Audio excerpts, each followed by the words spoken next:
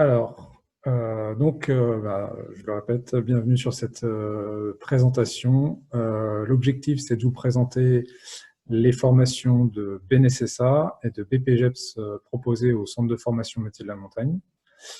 Je vais d'abord me présenter. Loïc Quattrochi, je suis formateur au CFMM. Je suis aussi le coordinateur des formations aquatiques. Donc, on forme ici au CFMM, au BNSSA, BPGEPS et au CEP MNS, le recyclage des maîtres nageurs tous les ans. Tous les 5 ans, pardon, excusez-moi. Je vais donc démarrer la présentation.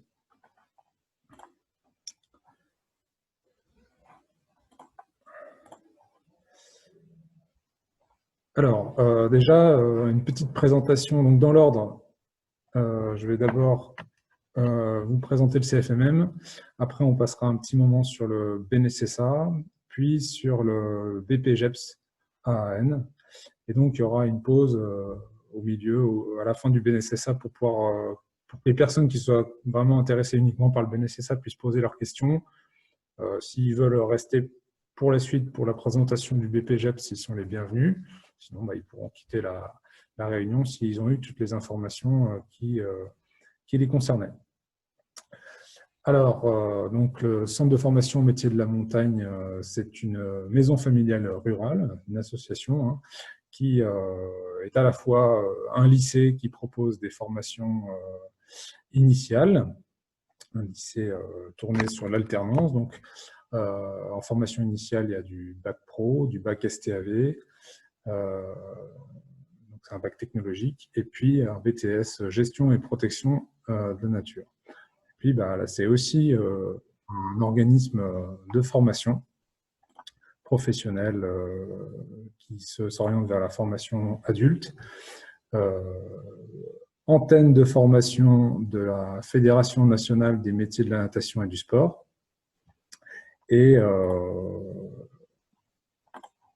Et à ce titre, donc, on dispense des formations dans le secourisme, le BNSSA, et après, en autonomie, elle est habilitée à dispenser donc, le BPGEPS et le CEP-MNS grâce à l'habilitation de la Direction régionale jeunesse et sport.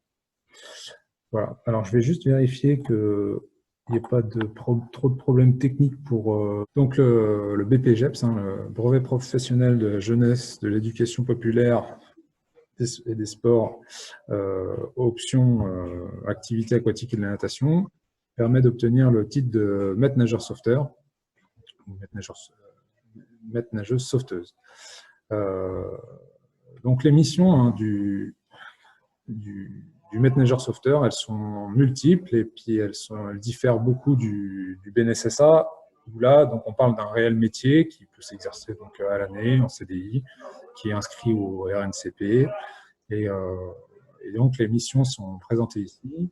La plus grosse partie de son métier va être de surveiller tout type de lieu de baignade, d'accès gratuit et payant, toute l'année, s'il le désire, et d'enseigner la natation et les bases sécuritaires pour permettre à un maximum de monde de devenir autonome et d'être en sécurité dans le milieu aquatique. Ça, on va dire, c'est vraiment les fondamentaux du métier de maître nageur. Après, ce qui prend de plus en plus de place et il faut être prêt à accepter comme mission et avoir envie aussi, c'est donc animer des activités de remise en forme aquatique qui se diversifient, où il y a une très forte demande de la clientèle et qui devient une facette vraiment importante du métier de maître nageur. Donc, il doit, tout comme le BNSSA, prévenir les noyades et les accidents, intervenir en cas d'accident.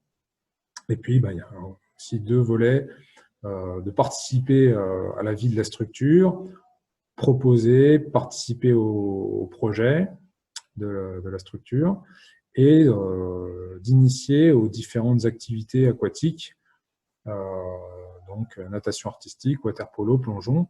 Donc, même s'il n'a pas forcément des bases, nous, l'objectif dans cette formation de BPGEP, c'est surtout au début de la formation, donner les fondamentaux sur ces disciplines pour pouvoir initier tout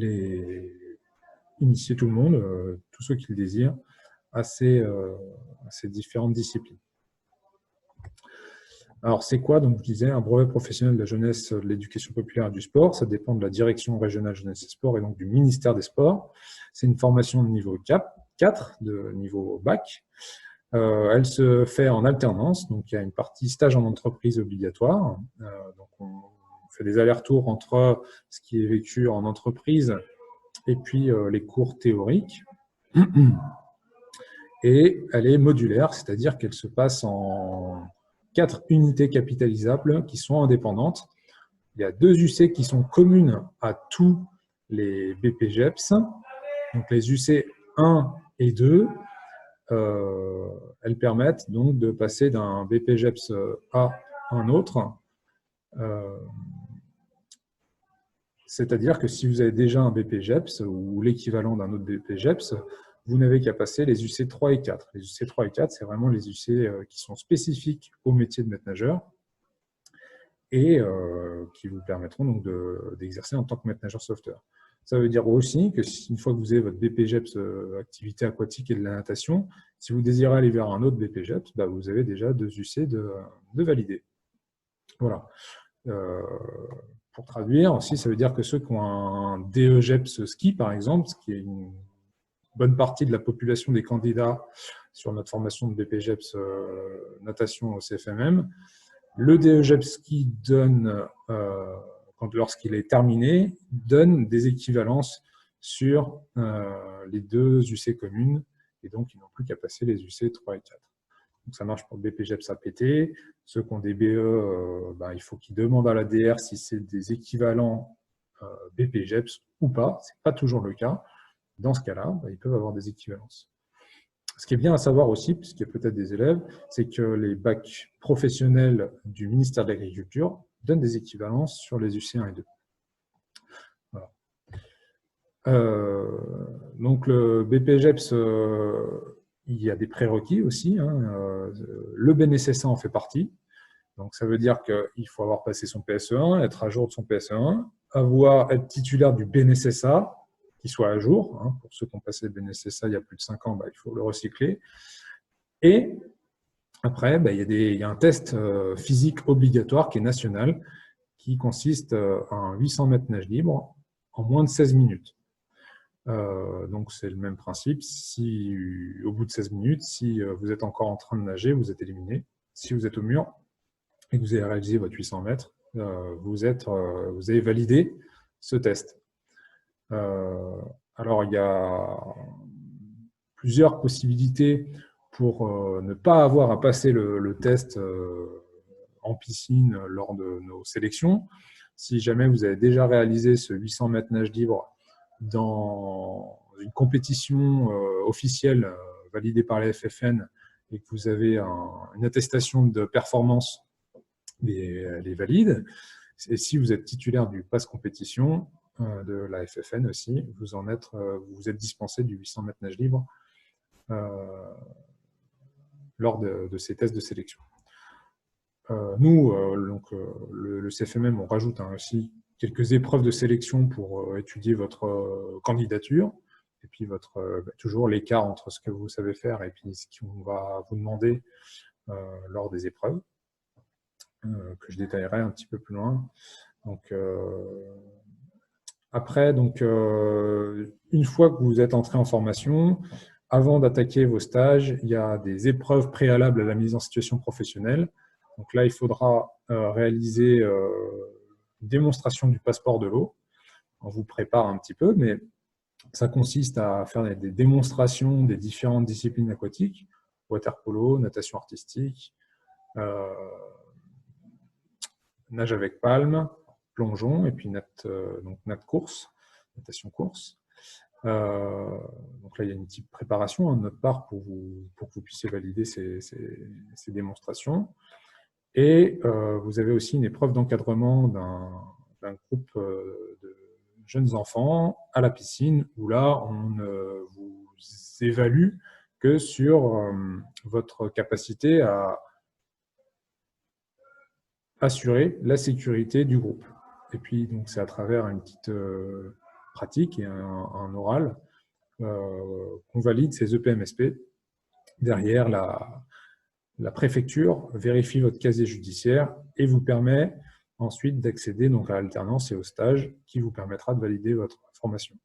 Donc, il faut savoir qu'il y a ces épreuves qui arrivent très vite une fois votre entrée en formation, surtout qu'on vérifie votre casier judiciaire et il faut qu'il soit vierge. Donc, ça fait partie des choses qu'il faut se renseigner, auxquelles il faut se renseigner bien avant la formation pour ne pas être bloqué à ce moment-là, ce serait dommage. Et ensuite, les épreuves, c'est des épreuves orales, écrites et pratiques réparties sur 5 épreuves au cours de la formation, sur les 8 mois. Toutes les informations sur les évaluations liées au BPJEPS, elles sont bien détaillées dans l'arrêté du 21 juin 2016, qui a créé, réformé ce BPJEPS, activité de l'aquatique et de la natation. Donc, si jamais vous voulez vraiment savoir ce qui vous attend, le mieux, c'est de consulter cet arrêté. Il est disponible sur la page BPJEPS du CFMM. Vous aurez beaucoup d'informations de cette manière. Pour aller un petit peu, pour anticiper un petit peu, les épreuves ensuite, donc ce sera une épreuve orale sur votre projet et la présentation de votre structure, ainsi que votre connaissance du pratiquant, c'est-à-dire du corps humain. Ça, c'est donc une épreuve orale. Vous avez une épreuve pratique où vous encadrez la natation scolaire, puis ensuite il y a un examen, un jury, suite à votre encadrement, sur une sorte de débriefing de votre séance. Et après, 3 épreuves différentes pour valider l'UC4. Une action de sauvetage, un petit peu comme celle du BNSSA, un 100 mètres catenage à réaliser en moins d'1 minute 50, et puis une épreuve écrite sur de la réglementation. Voilà. Donc ça, c'est toutes les épreuves qui vous permettent de valider le BPJEPS. Alors, maintenant, je vais vous présenter un petit peu les spécificités de la formation BPJEPS au CFMM. Donc, on a adapté notre calendrier aux saisonniers, avec donc une formation qui démarre en mai et qui finit en décembre. Évidemment, cette formation elle est aussi tout à fait valide et elle correspondra à des gens qui ne sont pas saisonniers. Et là, on a essayé de caler les dates sur la disponibilité des saisonniers. Donc, ils peuvent faire leur saison d'hiver et puis ensuite enchaîner avec la formation sans perdre leur saison suivante. C'est ça notre objectif.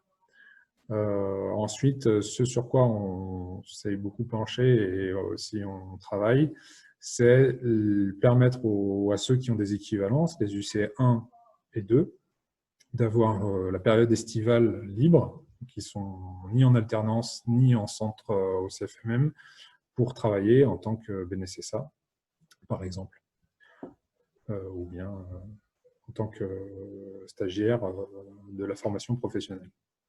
Ce qui est possible, ou autre chose d'ailleurs, hein, si vous avez un métier saisonnier d'été que vous avez envie de conserver pendant cette saison-là, vous pouvez aussi. Voilà. Donc, ça, c'est le calendrier prévisionnel de la formation 2021. Les périodes qui sont en rose saumon sont des périodes en stage, c'est des périodes au CFMM, donc en cours au CFMM. Les périodes en violet, rose, on va dire plutôt violet, c'est des périodes de vacances où le CFMM est fermé et donc vous êtes ni en alternance ni en cours. Et les périodes en bleu, c'est des périodes dédiées surtout au stage. Donc, ce que vous pouvez constater, c'est que la sélection, donc les dépôts de dossiers, il faut plutôt les prévoir en mars. La sélection, elle aura lieu, c'est ce qui est en vert là, elle aura lieu fin avril 2021. Un début de formation au 10 mai. Et puis, donc, d'abord une première période avec beaucoup de cours au CFMM, suivi d'une immersion en stage, en alternance sur les mois de juillet et août. À nouveau, une petite période d'immersion au CFMM lors de votre retour d'alternance. Et puis là, on a 1, 2, 3, 4, 5, 6 semaines d'alternance réelle entre, vous ferez 2 jours en stage, 3 jours au centre au CFMM. Et à la fin, une nouvelle période qui est consacrée surtout aux épreuves et à la préparation aussi au rattrapage lorsqu'il y a besoin, où vous êtes surtout au CFMM. Donc voilà, ça représente 616 heures de formation au CFMM et 357 heures de présence en alternance en stage. Donc les périodes, là, la période en noir, hein, c'est du rattrapage des épreuves. J'ai vu qu'on a disposé des épreuves un petit peu au mois de juin, celles qui nous semblent assez faciles à valider en début, et puis on a essayé de les répartir un petit peu pour qu'il n'y ait pas toutes les épreuves à la fin. Voilà. Alors, une petite présentation aussi des intervenants. Il y a de fortes chances que vous ne connaissiez pas, vous ne rencontriez pas Étienne Tournier, qui a donc mis en route ce BPGEPS qui a 10 ans maintenant, bientôt donc 11 ans, et qui devrait partir à la retraite juste avant que vous commenciez votre formation, mais qui est donc le coordinateur des formations continues au CFMM, et donc qui a fait de la formation des maîtres nageurs pendant 10 ans. Par contre, vous pourrez donc me voir pas mal lors de la formation, et c'est moi qui coordonnerai cette formation. Vincent Vallat, qui est moniteur de ski et qui est formateur au CFMM aussi, qui interviendra surtout sur de la pédagogie et sur le projet. Cyril Duloup, qui est aussi BNSSA et qui a un doctorat sur la physique, qui vous fera la partie hygiène, traitement de l'eau et de l'air. Donc ça, c'est plutôt de l'UC4. Après, on fait appel à pas mal de personnes qui ne sont pas salariées du CFMM, des intervenants extérieurs. Karine Renoux, qui est maître nageuse aussi, et qui a coordonné la formation à Sport Léman, un autre organisme de formation, plutôt spécialiste de la natation artistique aussi, hein, et qui interviendra pas mal sur la partie natation scolaire, plus C3. Guillaume Bourbon, commandant aux SDIS de Savoie, qui est un expert reconnu au niveau national sur la sécurité des baignades et les difficultés de la surveillance. Sarah Payot, qui vous fera de l'anglais, qui est vraiment une spécificité aussi au CFMM. On vous fera des heures d'anglais pour vous préparer aussi, comme c'est tourné vers les saisonniers, pour vous préparer à intervenir en secourisme, à intervenir en pédagogie, à faire des préventions en anglais, puisque on a, et on va, je pense, continuer encore, d'avoir beaucoup de clientèle étrangère, touristique, donc pour pouvoir s'exprimer en anglais. Aurélien Chicoire, qui est maître nageur et qui a une salle qui est tournée beaucoup autour des activités aquaformes, et notre intervenant principal sur la partie donc remise en forme aquagym. Kevin Laverne, qui est ostéopathe, kiné, aussi spécialiste des formations adultes, qui interviendra sur la partie connaissance des pratiquants, donc physiologie, anatomie, biomécanique. Et Adeline Casset, ancienne stagiaire BPGEPS du CFM, qui est psychomotricienne, maître nageuse, qui interviendra aussi sur la partie public en situation de handicap. Et elle est vraiment spécialiste plutôt de l'autisme. Voilà. Donc, ce qu'il y a de spécifique au CFMM sur le BPGEPS, c'est ce calendrier qui est adapté aux saisonniers et aux titulaires d'équivalence. Une équipe qui est pluridisciplinaire et qui est vraiment intégrée à la saisonnalité, puisque depuis toujours au CFMM, on est dans le vivre à l'année, vivre des saisons toute l'année. Des possibilités de financement dont on va parler un petit peu plus en détail après. Et puis on a maintenant, avec 10 ans de recul sur la formation BPGEPS, un grand réseau de partenaires et de structures qui nous accueillent et qui participent à la formation depuis maintenant 10 ans. Donc là, c'est les étapes qui retracent un petit peu votre formation. D'abord, se préinscrire sur le site cfmm.fr dans la partie formation continue, métier de la natation, BPGEPS, hein, vous préinscrire.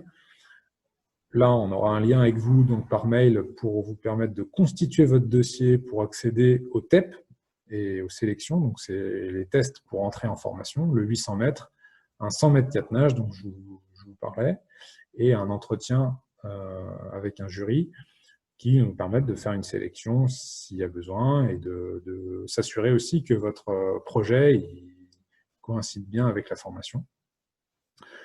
Ensuite, il y a une entrée en formation.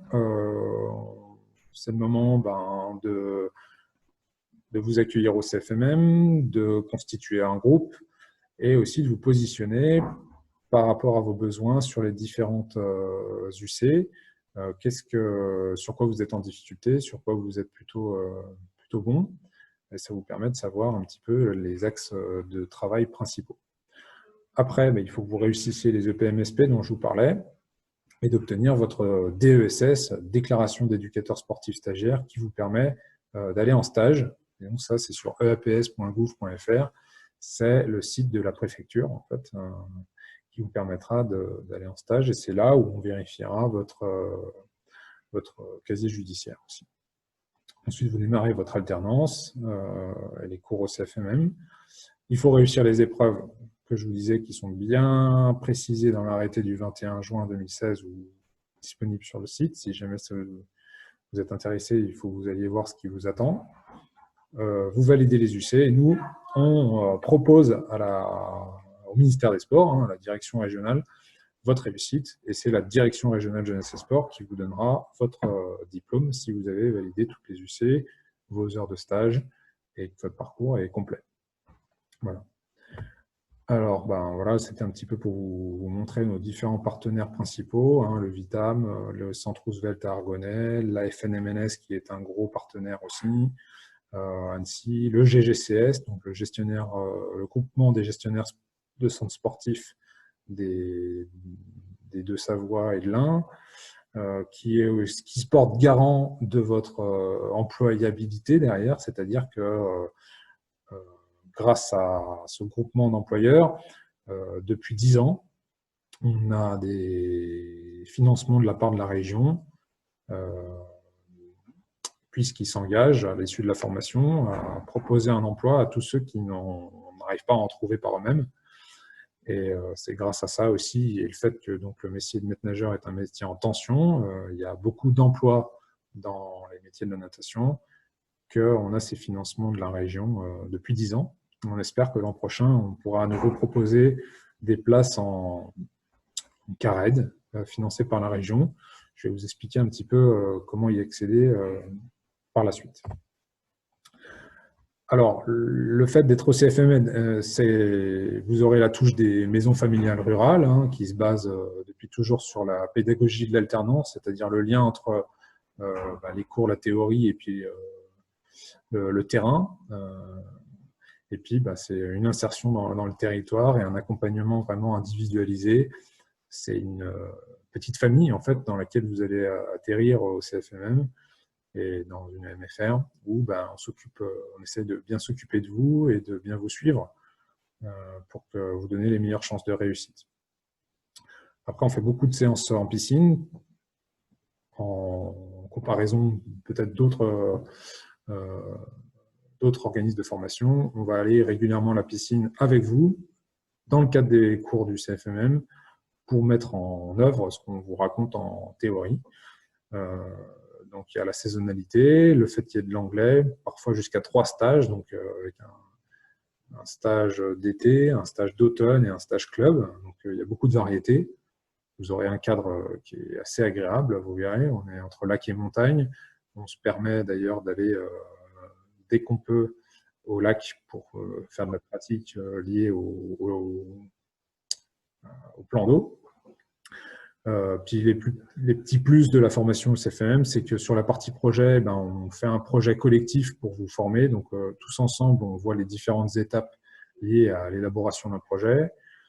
On tente tous les ans, et jusque-là on réussit, de vous délivrer une formation continue au premier secours en équipe et le PSE2 pour ceux qui ne l'ont pas, puisqu'on a les moyens et les ressources pour vous former en secourisme en interne au CFMM.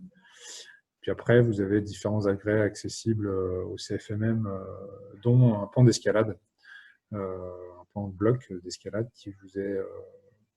auquel vous pouvez accéder pendant votre formation, par exemple. Le réfectoire aussi, vous verrez le cadre de formation du CFMM est assez agréable. Alors, pour financer votre formation, là, vous pouvez mobiliser votre CPF, votre compte personnel de formation, en allant sur Mon compte formation. Hein, c'est un site internet où vous pouvez accéder à vos droits, donc en euros. Et si vous n'avez aucun autre moyen de financement, ben, vous pouvez donc mobiliser ce compte qui peut aller jusqu'à 5 000 € de mémoire pour essayer de financer votre formation et que ça vous fasse moins d'argent à sortir de votre compte, en fait, tout simplement. Donc, ça, c'est une possibilité. Pour ceux qui sont salariés et qui ont un projet de reconversion, ben, ils peuvent essayer d'obtenir un CPF de transition, hein, en passant par le FONGECIF et par son employeur. Donc, ça, c'est de la négociation en interne avec votre employeur. Ça se prépare bien en amont. Il faut le commencer d'ailleurs dès maintenant, si jamais c'est le cas, pour faire un dossier de CPF de transition. C'est une procédure qui est longue. Si votre projet, c'est vraiment de changer, de faire autre chose, vous pouvez donc être financé par le FONGECIF à travers ce CPF de transition. Si vous n'avez pas le bac, ben vous pouvez aller directement voir votre conseiller Pôle emploi ou mission locale pour obtenir un financement Pôle emploi ou mission locale directement. Pour ceux qui sont titulaires du bac ou d'équivalent ou supérieur, hein, on va tenter l'an prochain, comme depuis 10 ans, d'obtenir un financement CARED, donc de la région, qui finance ces personnes qui ont le bac et plus, puisque c'est quand même souvent le cas au CFMM.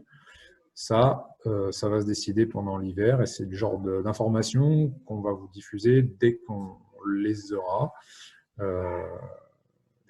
Dans l'hiver. Donc sur notre site ou par mail, on vous informera de la possibilité de bénéficier de ce financement s'il se concrétise. Et après, si vous avez envie de vous inscrire à long terme dans une structure, vous êtes sûr de vouloir rester aussi en CDI à l'année dans une structure, à partir de 2021, on va proposer des places en apprentissage.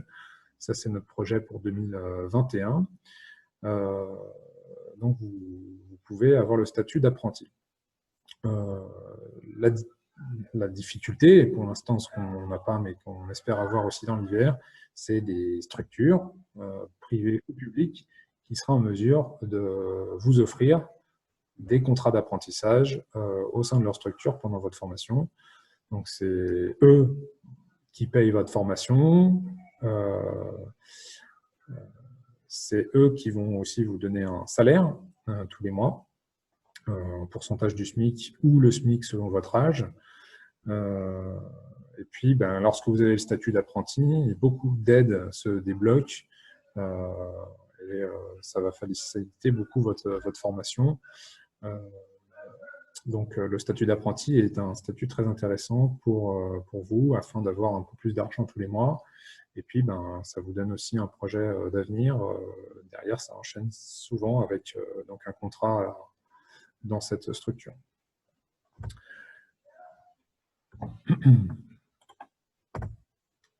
Alors, comme je vous le disais, hein, les avantages de l'apprentissage, le BPGEPS en apprentissage, c'est que la formation elle est financée, vous avez un salaire, vous avez des aides en tant qu'apprenti, et vous avez un projet d'avenir dans une structure.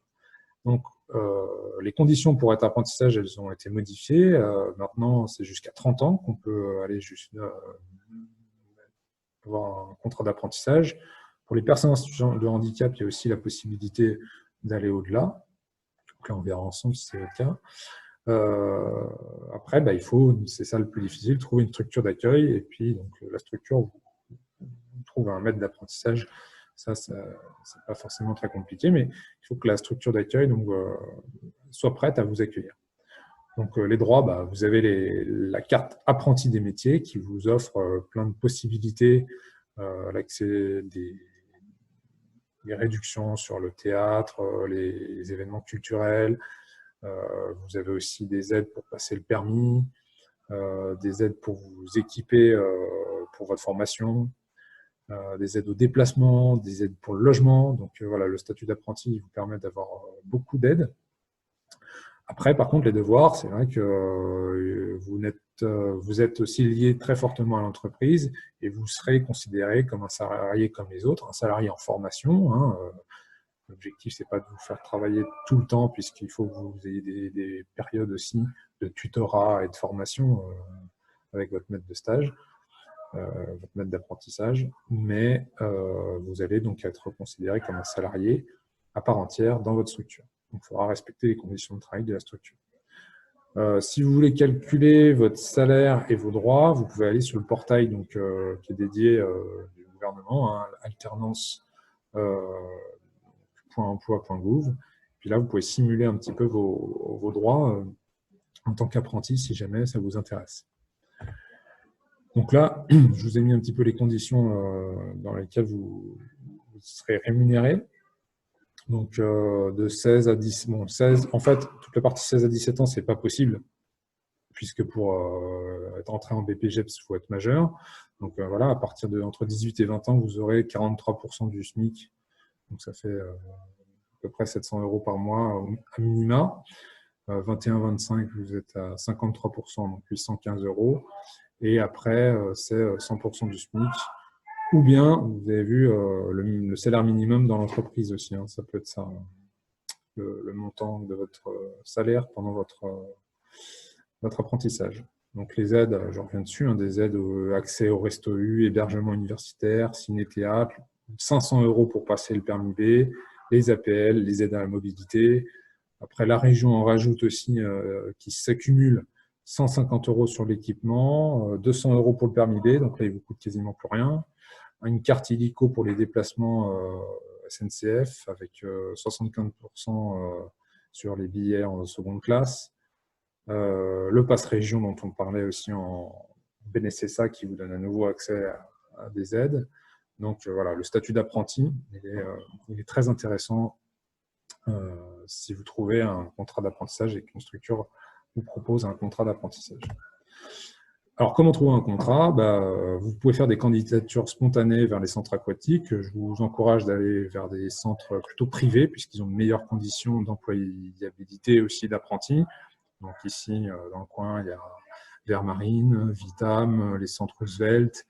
Voilà, il faut aller plutôt vers des structures privées pour essayer d'obtenir ces contrats d'apprentissage. Grâce à des candidatures spontanées, vous expliquez votre projet. Et puis, le but, c'est de rencontrer un responsable pour qu'il vous fasse une offre d'apprentissage pour l'an prochain. Après, vous pouvez aussi surveiller les offres de contrat sur les sites des centres aquatiques, les offres de contrat sur notre site et nos réseaux CFMM, puisque dès qu'on en aura, on va les proposer et essayer de faire matcher donc, les entreprises avec les apprentis. Ça va être notre travail aussi. Sur le portail du gouvernement, alternance.emploi.gouv, faut veiller aussi, vous pouvez veiller là-dessus. Et la région Auvergne-Rhône-Alpes a aussi un portail pour chercher, pour proposer les emplois. Donc, je vous ai mis le lien ici. Voilà les possibilités pour essayer de trouver un contrat d'apprentissage. Donc, pour faciliter votre formation au CFMM, on a lié des liens étroits avec des partenaires. Vous avez la possibilité d'aller loger à une autre MFR qui est à 15 minutes pour une somme très modique de 10 € par nuit, il me semble, avec le petit déjeuner, donc c'est pas cher.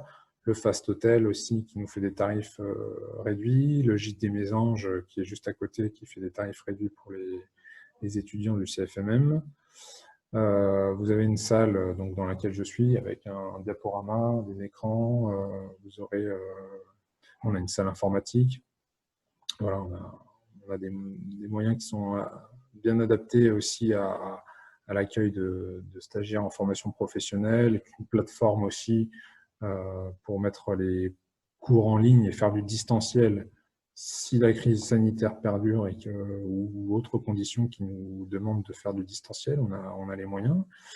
Et puis, comme je vous disais, là, la grosse particularité aussi des MFR, bah, c'est du personnel à votre écoute qui est là aussi pour s'assurer que votre formation se passe bien. Tous les trajets qui sont liés à la formation, hein, donc pas les trajets qui sont depuis chez vous jusqu'au CFM ou depuis chez vous jusqu'au lieu d'alternance, mais les trajets qu'on va réaliser pour aller au lac ensemble, pour aller à la piscine ensemble ou autre, ben là, ils sont pris en charge, hein, soit en covoiturage, soit on a des minibus pour réaliser ces trajets sans que vous ayez à dépenser d'argent. Par contre, si vous êtes apprenti, vous avez des aides aussi pour la mobilité, vous les avez vus pour passer votre permis, etc., qui peuvent vous aider pour vos déplacements. Voilà, je vous ai un petit peu inondé d'informations. Toutes ces informations, elles sont disponibles sur notre site. C'est vraiment là où vous allez avoir beaucoup d'informations dans la partie BPGEPS. Vous pouvez nous suivre sur Facebook, Instagram et YouTube. Et ça vous permet aussi de rester connecté et d'avoir toutes les informations nécessaires en temps et en heure dès qu'on les a. Et puis, bah, si vous avez réalisé votre préinscription sur cfm.fr, hein, là, c'est aussi un moyen par mail de vous contacter pour vous convoquer aux épreuves de sélection lorsque ce sera le cas. Elles auront lieu donc en avril 2021. Et sinon, vous donnez les informations sur les financements, d'éventuels contrats d'apprentissage et toutes les informations nécessaires pour votre formation. Donc voilà, je vais arrêter le partage d'écran et puis je vais essayer de répondre aux questions. Alors, peut-être que je remonte.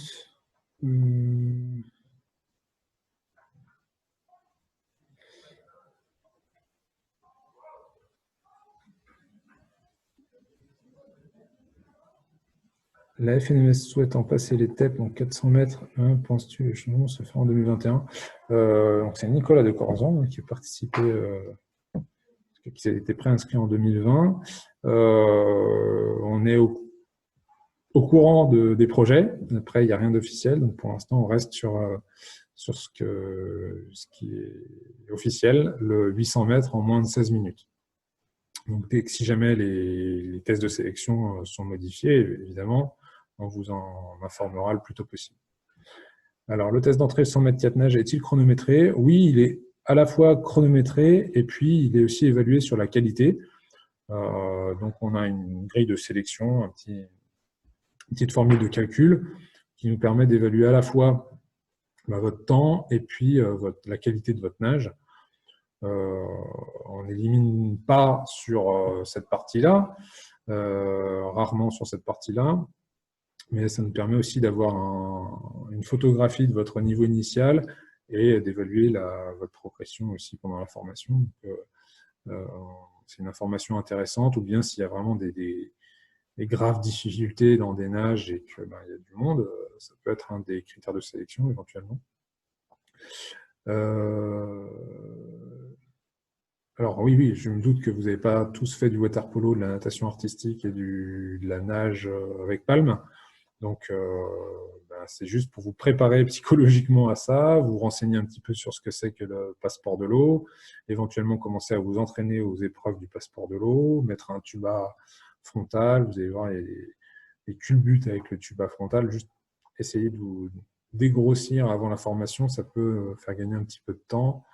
Et puis, par contre, on vous accompagnera à la piscine pour préparer ces épreuves aussi. Et puis, vous former, à donner les bases sur ces disciplines. Alors, combien de temps sont valables les TEP, entre autres le 800 mètres? Alors, si c'est des tests qui ont été passés dans le cadre de club et de la FFN, ils sont valables tout le temps. Et après, le 800 mètres, si vous avez passé des TEP, ça vous ouvre un livret et donc votre attestation elle est valable pour 3 ans, normalement. Ce qui va peut-être évoluer vers 5 ans, mais pour l'instant, de mémoire, c'est 3 ans que votre attestation de réussite ou vos TEP que vous avez passé, je pense que c'est Olivier Smith, sont valables 3 ans. Voilà. Alors, mon PSE1 n'est pas recyclé cette année à cause du corona. Est-ce que je peux passer les tests d'entrée?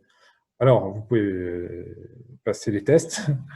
Par contre, pour valider les TEP et entrer en formation, il faudra que votre PSE1 il soit à jour. Donc, il faudra réaliser une formation continue en 2021. Après, si vous ne trouvez pas de formation continue, est-ce qu'il y aura des adaptations possibles? Je ne sais pas. Mais je vous ai dit, nous, on fait des formations continues. D'autres OF devraient pouvoir en faire aussi. Donc, il faut que vous mettiez à jour votre PSE1 pour pouvoir entrer en formation. Par contre, vous pouvez faire les tests, obtenir votre attestation de réussite au 800 mètres nage libre, et vous avez donc jusqu'au 10 mai pour trouver un recyclage PSE1 pour entrer en formation. Ça, c'est possible. Les tests de sélection se font en avril, comme le BNSSA. Donc, le BNSSA, ce sera mars, et avril pour le BPGEPS. Donc, ce sera fin avril, certainement, pour le BPGEPS. Je suis titulaire d'un BPGEPS, du coup, j'aurai 2 UC à passer. Comment se présentera le calendrier de formation? Encore un petit peu tôt pour le dire, mais comme j'essaie de vous expliquer, l'objectif, c'est que les personnes qui sont dans ce cas-là, ils aient des cours et de l'alternance qui commencent sur mai et juin, une période de disponible juillet-août pour travailler ou faire autre chose, et la formation qui reprendrait à partir de septembre pour se terminer en décembre, pour ceux qui seraient titulaires déjà de 2 UC, donc les UC1 et 2.1. Du coup, plus de 30 ans, il n'y a pas de statut d'apprenti, c'est donc une formation normale avec stage l'été rémunéré. Alors, là, il y a plusieurs questions. Si vous avez plus de 30 ans, a priori, vous ne pouvez pas accéder au statut d'apprenti, sauf si vous êtes une personne en situation de handicap, il y a des aménagements. Après, si le stage est rémunéré, pas forcément.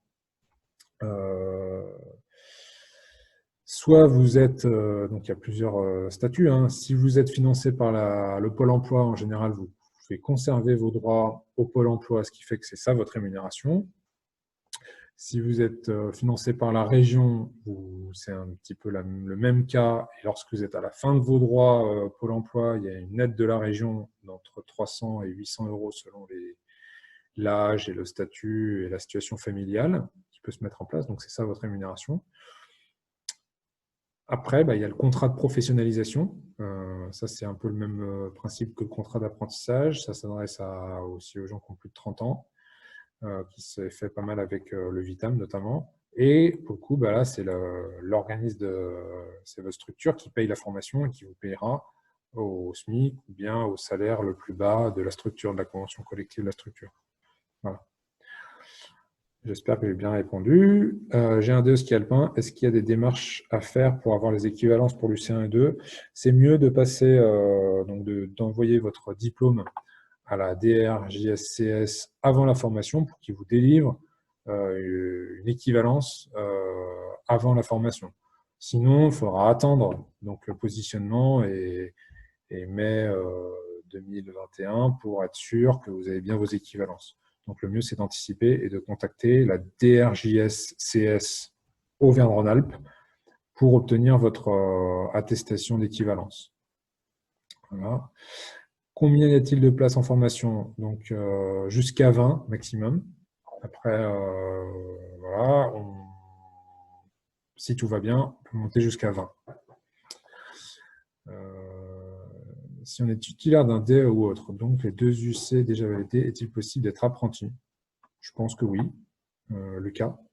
Tout à fait. D'ailleurs, c'est plus intéressant pour une structure privée d'avoir un apprenti qui a déjà les UC1 et 2, puisqu'il pourrait vous embaucher aussi sur l'été et puis vous mettre à 100% au boulot sur ces périodes-là.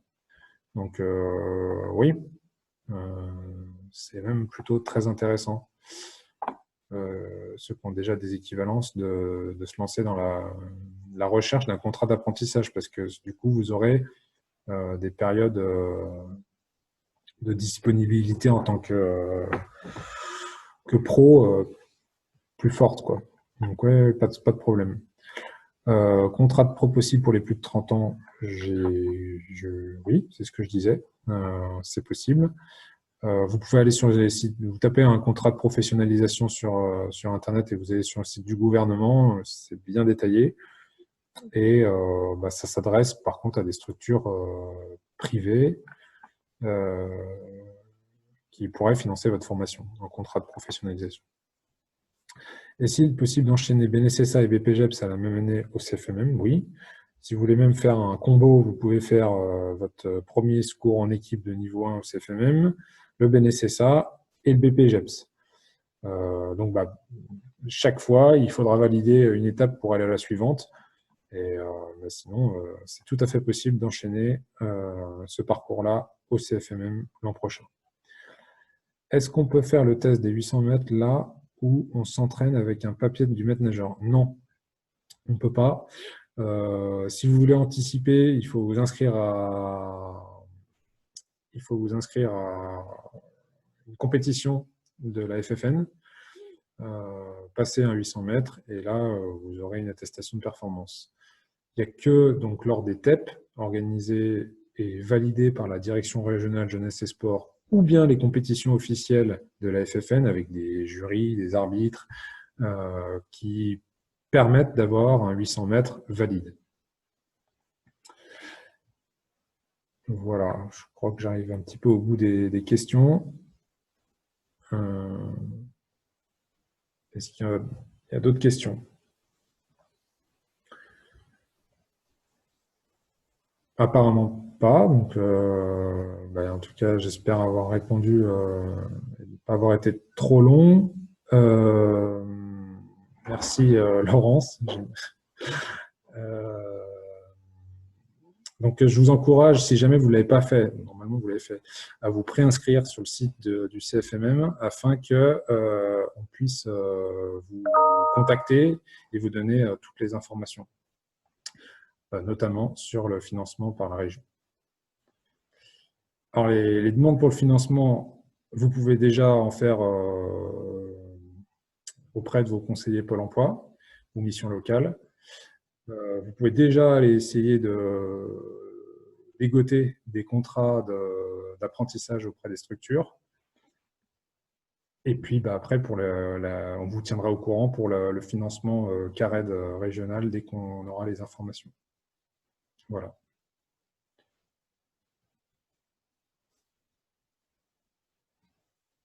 Bon, j'espère avoir bien répondu à vos questions et vos attentes. À bientôt. Ah, d'autres questions. Quel papier faut-il montrer pour aller à la piscine du gym pour les entraînements? Bonne question. En ce moment, je vous conseille d'utiliser une attestation qui est sur le mode professionnel, hein, comme si c'était pour votre carrière professionnelle, et d'essayer d'expliquer un petit peu pourquoi c'est fait. Après, le mieux pour la piscine du gym, c'est d'abord de les contacter. Une fois que vous aurez l'accord, ce sera plus simple pour pouvoir aller vous entraîner.